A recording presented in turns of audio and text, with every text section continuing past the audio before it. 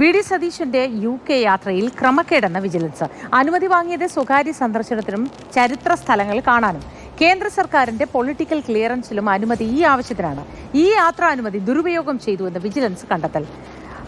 അനന്തകൃഷ്ണൻ വിവരങ്ങളുമായി ചേരുന്നു. Ananthakrishnan, good morning. ഈ അനുമതി വാങ്ങിയത് ഒരു കാര്യത്തിനും പോയത് മറ്റൊരു കാര്യത്തിനും ഇതിലെ പൊരുത്തക്കേടാണല്ലോ ഇപ്പോൾ വിജിലൻസ് കണ്ടെത്തിയിരിക്കുന്നത്. വിശദാംശങ്ങൾ എന്തൊക്കെ? Moti, good morning. വി.ഡി. സതീശന്റെ UK യാത്രയിലും ക്രമക്കേടുണ്ടെന്നാണ് വിജിലൻസ് കണ്ടെത്തിയിരിക്കുന്നത്.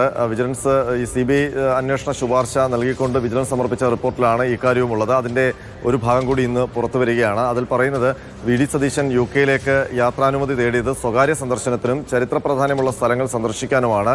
ഈ ആവശ്യം ഉന്നയിച്ചാണ് അപേക്ഷ നൽകിയത്. ഈ കേന്ദ്ര ആഭ്യന്തര മന്ത്രാലയം നൽകിയ അനുമതിയിലും ഈ കാര്യങ്ങൾക്കാണ് യാത്ര ലക്ഷ്യമെങ്കിൽ അതിനാണ് അനുമതി എന്ന് വ്യക്തമാക്കുന്നുണ്ട്. അതിനൊപ്പം തന്നെ കേന്ദ്ര സർക്കാരിൻ്റെ പൊളിറ്റിക്കൽ ക്ലിയറൻസിലും ഈ കാര്യം കൃത്യമായി എടുത്തു പറയുന്നുണ്ട്. ഇതുകൂടാതെ സംസ്ഥാന നിയമസഭാ സെക്രട്ടറി നൽകിയ അനുമതിയിലും ചരിത്ര പ്രാധാന്യമുള്ള സ്ഥലങ്ങൾ സന്ദർശിക്കാനും സ്വകാര്യ ആവശ്യത്തിനുമാണ് എന്ന് വ്യക്തമാക്കിയിട്ടുണ്ട്. അപ്പോൾ വി ഡി സതീശൻ യാത്രയ്ക്കായി അനുമതി തേടിയത് സ്വകാര്യ ആവശ്യത്തിന് എന്ന് പറഞ്ഞായിരുന്നു.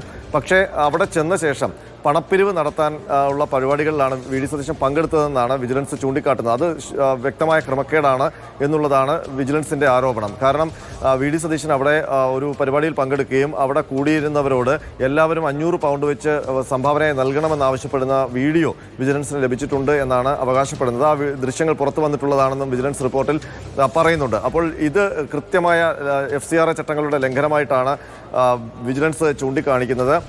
അതിനൊപ്പം തന്നെ ഈ യാത്രയ്ക്ക് പിന്നിൽ അതുകൊണ്ട് തന്നെ കൃത്യമായ ആസൂത്രണം ഉണ്ടായിരുന്നു. അതായത് നമ്മുടെ ഭരണ സംവിധാനങ്ങളോട് ഒരു കാര്യം, യാത്രോദ്ദേശം സംബന്ധിച്ച് ഒരു കാര്യം പറയുക, പക്ഷേ ലക്ഷ്യം മറ്റൊന്നായിരുന്നു. അപ്പോൾ അതിനുവേണ്ടി കൃത്യമായ ആസൂത്രണവും ഗൂഢാലോചനയും ഈ മണപ്പാട്ട് ഫൗണ്ടേഷനുമായി ചേർന്ന് നടത്തി എന്നുള്ളതാണ് വിജിലൻസിന്റെ ആരോപണം. അത് സംബന്ധിച്ച് ആ റിപ്പോർട്ടിലെ ഭാഗമാണ് ഇന്ന് പുറത്തു വന്നിരിക്കുന്നത്. മോത്തി, ശരിയാണ് തന്നെ. അനന്തകൃഷ്ണനാണ് വിശദാംശങ്ങൾ നൽകിയത്.